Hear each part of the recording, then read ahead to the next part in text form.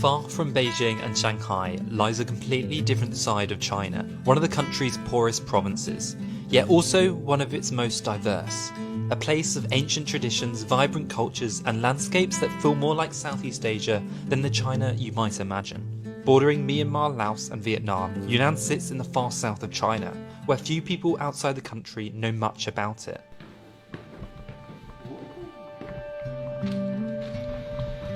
We started our journey through the province by waking up to a magical sunrise in one of the most unique places we've ever seen.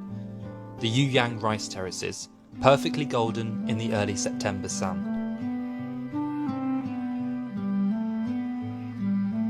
Coming somewhere like this is just a world away from when we were in Shenzhen just a couple of days ago. It's such a different side of China that I feel like we've been some rural places but not quite as crazy as this. Nothing like this. Watch out for the cow poo. Buffalo poo. So up here is something you definitely won't find in Shenzhen, and that is buffaloes walking up the road. Look at this. Couldn't be more different from the crazy mega city. Yeah, these people are stuck. Look what they're going to do. Head on head with 4-5 buffalo.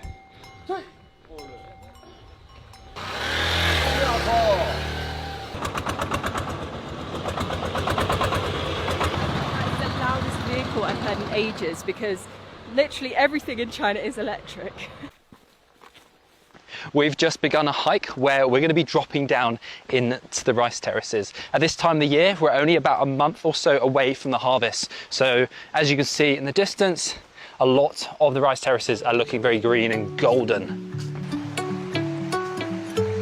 I wasn't sure how much we'd be able to actually walk through the rice terraces here because I feel like the farmers are quite protective over it, of course, but actually we're walking like straight through the middle and you can see like all the filtration water system running through that will probably flood the fields once they've done with the harvest. So Yunnan province actually has the most ethnic diversity of the whole of China, and one of the ethnic groups here is Hani, and these are called the Hani rice terraces.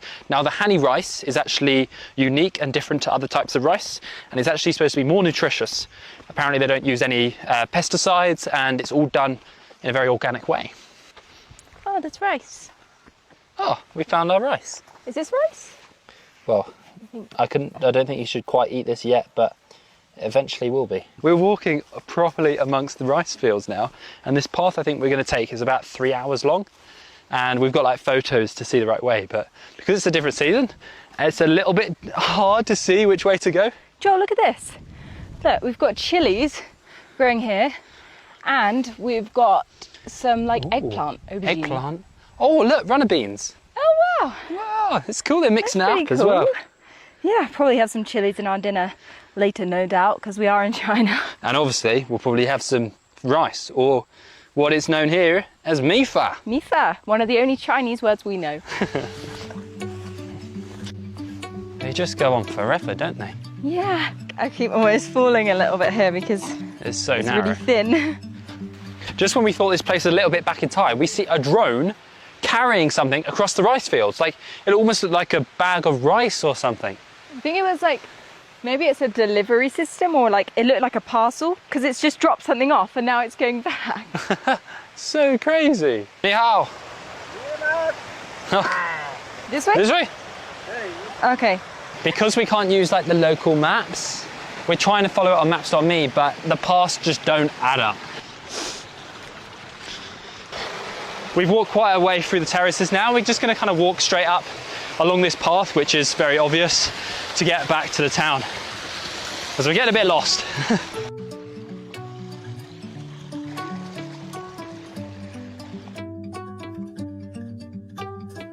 We've just had a shower and cleaned up after that hike, and now we want to show you the room because this place is definitely worth staying in. Here we are. We are staying at Jackie's guest house, and Jackie is the owner, and he actually speaks like almost perfect English, which is great for us because this place is confusing.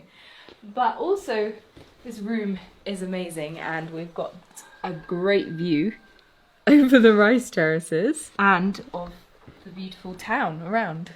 And if you look down here, you can just see one of the locals on top of the traditional Hani thatched roofs. I saw him put out the corn earlier today to dry, and now he's like collecting it. I feel like today we've been looking for like the best view of these rice terraces, and honestly the view from our rooftop here at the hotel is probably my favorite because you can see this beautiful town in front of it and it's just so unique. These houses here are actually called mushroom houses, and they've got like these thatched roofs, almost like we used to have in the UK, and then brick walls. I actually really like these mushroom houses. I think they're really, really cool. I've not seen these before. I don't know why they're called mushrooms. Maybe have they got similar texture? They kind of look like a mushroom. A little bit. A little bit.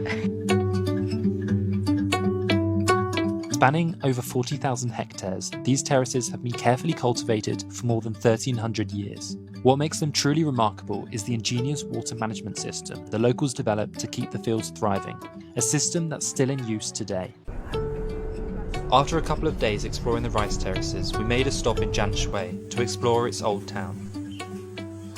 We've just arrived in Jianshui, which is famous for having an ancient city, and that is exactly where we are right now. It was built in the 14th century, but I think it's been like redeveloped because it doesn't look super old in places, but it's very cool here. It looks in very good condition for something that's 14th century. No, thank you. Pomegranate, it's okay. Okay.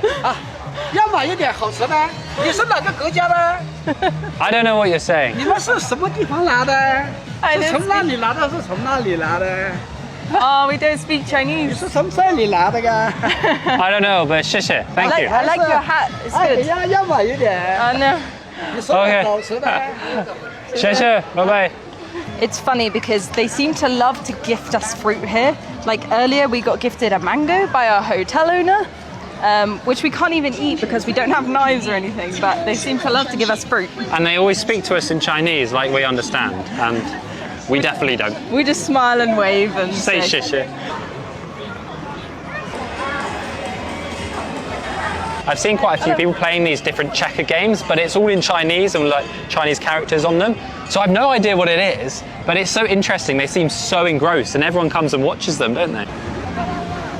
So behind me here is the Chaoyang Tower, and apparently it looks like the one in Tiananmen Square. It's a very similar archway, but it's obviously a lot smaller than the one there because Tiananmen Square is absolutely huge. It does look cool, doesn't it? I wonder what it says there. You can go up there. I've seen people waving to us from the top. Really? Should we try and go up? Up there? In there? Okay. 谢谢. Whoa. That was so interesting. So that guy had like a makeshift bong, which he made out of a plastic bottle, and then he was smoking. I guess it was tobacco. I honestly don't know much about smoking and all that stuff. Try and get up here then. Can we get up through these gates? 你好. 你好. 230. 30, okay. So it's 15 each. Oh, you found an ancient bell you want to push. Can't see an obvious sign saying no, which I feel like they usually have in China.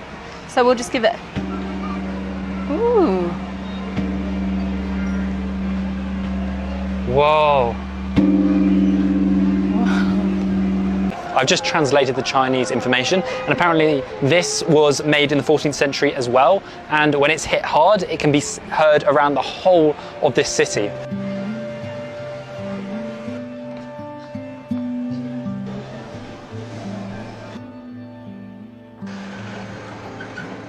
Our time in Jianshui was short, but allowed us to see just how much the culture here differs from China's major cities that we've experienced previously.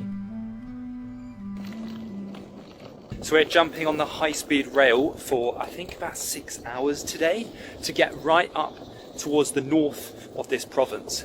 The high-speed rail took us all the way to Linjiang, one of the most popular tourist hotspots in the region. We have just walked up this hill, and it's suddenly the sun's come out and it feels so much warmer, and I think we're going to have a view over this ancient city. I'm also starting to feel the altitude quite a bit as I'm walking up the stairs. It's like 2,400 metres, and because it comes sea level, it feels quite a bit, doesn't it? It does. Together or Together. Together. we change or Alipay? okay. Alipay. Your English is good. Yes. It's good, it's good. My Chinese, none. 谢谢. 谢谢. 70 yuan. which is about £3.50 each, which is, it's not too bad to be fair. They're Lion Hill Scenic Area. tired. I thought you were about to hug a tree. I was, because I'm so tired from the lack of oxygen. Look at the views. This is so cool. Whoa. Wow. The rooftops are all like matching perfectly, Yeah. like grey.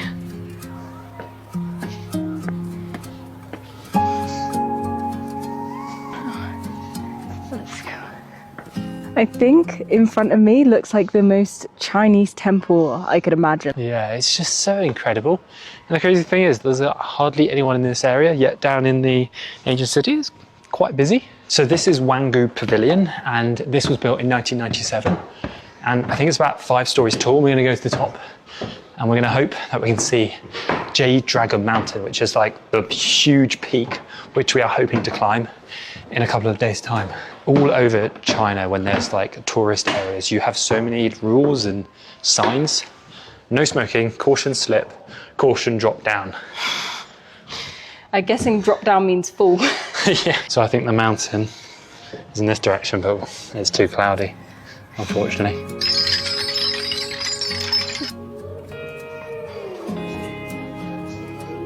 Wow. 谢谢. That looks incredible. That looks so good.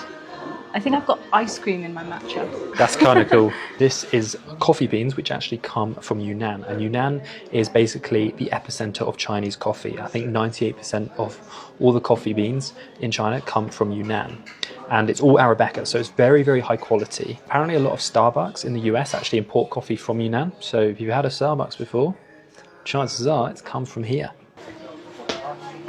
The architecture here is so cool, and it's such a unique place. We haven't really been to somewhere quite like this in China. This is one of the more quiet streets, but a lot of the streets feel extremely just built for tourism, for local tourism, and a little bit like a Disney park, like lots of places in China. There's a dog fight going on.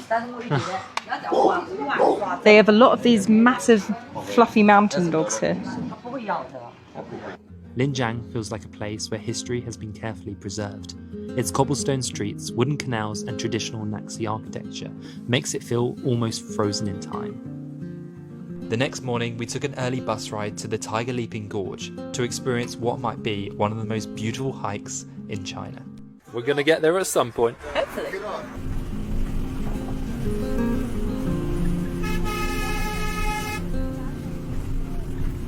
We have just arrived at one of the most incredible views we've seen in all of our travels throughout China. Look at this in front of us. Look at the clouds right now. It looks insane. It almost looks cooler with the clouds because you can see like how actually tall it is. We have some very scenic toilets, but a little bit basic. We've literally got a hole in the ground, but I mean, when you look at the view, it's not too bad. Just don't look at the toilet.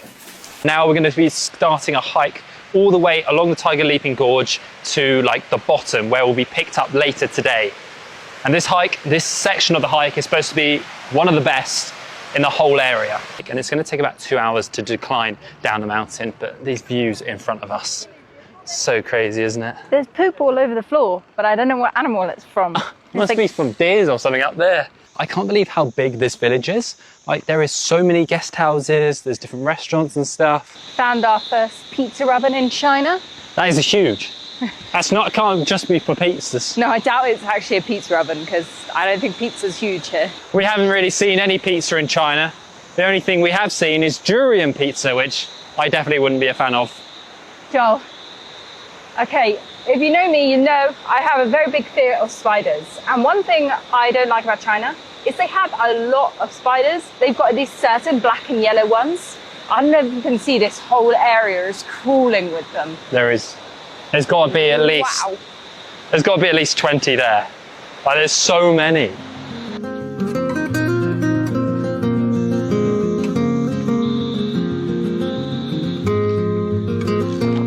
Coffee. She does a nice latte. Nice latte. Cheers. Cheers.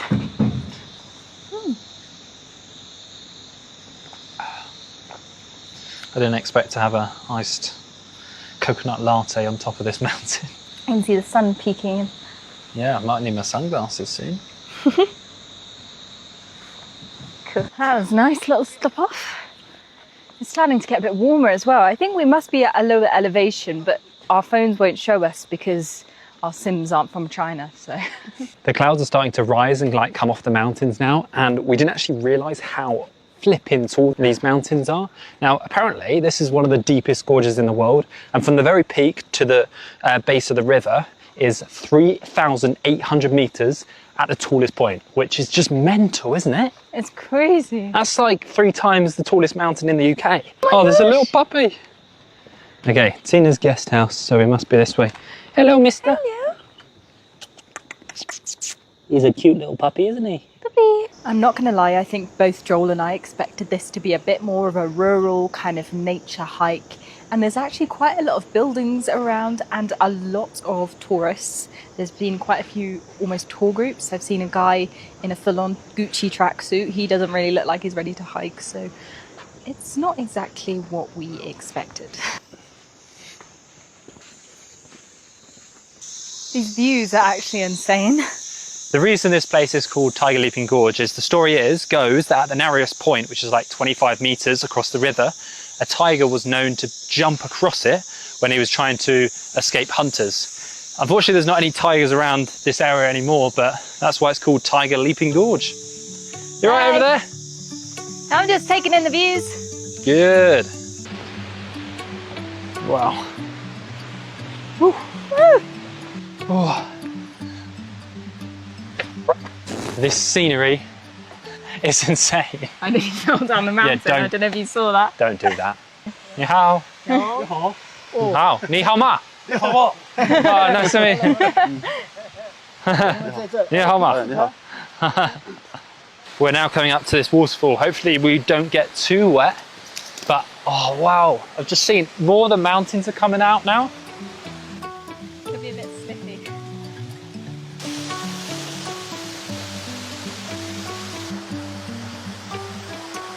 Slippy on that little bit through the waterfall. Crazy though, there's another waterfall down there, but you can't really see it. You can only see it from the drone. We found another waterfall and I'm glad I've got waterproof shoes on. We basically have to walk through the waterfall, don't we? Yeah. We're literally walking through a waterfall. It's cold! It's cold!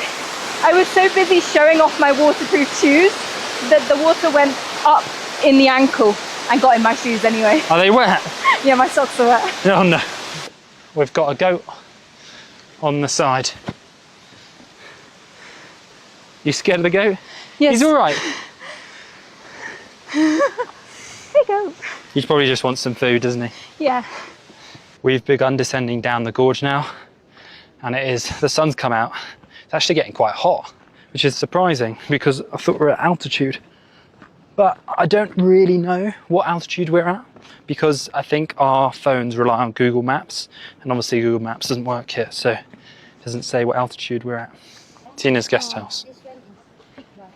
More goats. Is that a baby goat? Aww.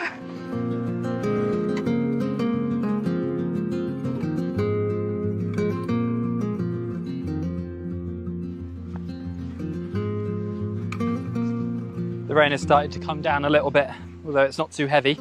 But we've only got about 20 minutes until we are at the point at which we'll be picked up, which is Tina's guest house. And I'm not getting bored of these views. They're absolutely insane. We've arrived at Tina's guest house, which is our pickup location, in about an hour's time. So probably just gonna sit and chill. Maybe have some water or something. Yeah, I need some water. What a hike this is. I think if you're a bit more adventurous, I would definitely recommend doing the 2-day hike, and then you can stay up at the halfway house where we began our hike today. I think I would definitely recommend doing that if you've got the time. We just don't have the time. Unfortunately not, but I think that is the best bit of the hike, and it honestly was beautiful. Yeah. And we really enjoyed it.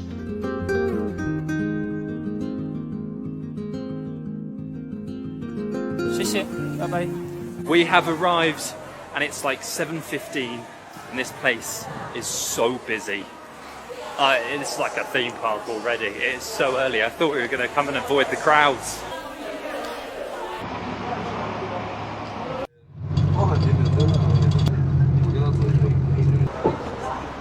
We have escaped the crowds and welcome to Jade Dragon Mountain. Now this area which we are in right now is called the Blue Moon Valley, and it's supposed to be a very beautiful part and hopefully not as busy.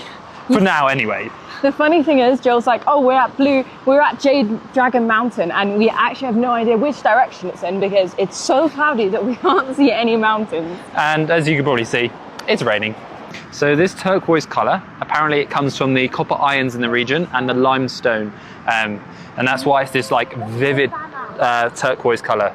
And when it's sunny, apparently it can be even more turquoise, but we've got a lot of cloud today. It looks like the colour of like the Philippines or something. Yeah, But literally like Gatorade water. a lot colder than the Philippines. The crazy thing about this Blue Moon Valley is that it's not actually fully natural. It's been partly man-made. There used to be a river running down it, but they basically dammed it all up with these waterfalls and basically made this scenic spot to make it like look more beautiful. But the water's definitely coming from the glacier up at the top of the mountain, which we can't see, and the water actually flowing is real. So I guess it would probably just be a normal river. But they've made it like into these five different glacier lakes. Pretty cool. It's beautiful. They've done a good job, but it's not natural. They've just created their own tourist attraction, only in China. Yeah. You can actually see some of the trees in the water, and then I guess you can kind of see that they flooded the area to make these lakes so blue and aqua. It is amazing how the actual colour is so natural. It is, isn't it? It just feels fake, doesn't it? I think the pool at the top has definitely got to be the most turquoise, maybe because it's really still here as well, but it looks like a milky blue. It's stunning, especially against like the dark green trees in the background. Pine forest? Not fern forest. We're not good with our tree names, clearly. No, definitely not. We have just got back to the tourist centre where we would go back and go to another one of the spots, Spruce Meadow, which isn't the most popular spot, but we just saw the queues and the waiting halls, and honestly we don't want to be sitting in the queues for what could be an hour or so. The other most popular one, the glacier, can be waiting hours of up to 3 hours, and we're not here in the nature to be waiting around for hours. I mean, I'd like to go up the mountain, but I don't want to wait 3 hours for a busy cable car to be surrounded by 10,000 other people. I think we're going to end our trip here very short because it's only like 10:30 a.m. and we're going to head back to the city now. Our time in Yunnan has shown us a completely different side of China, one of diverse cultures, breathtaking landscapes and traditions that have been preserved for centuries. It's a side of the country far removed from the fast-paced megacities, and one that gave us an experience we'll never forget.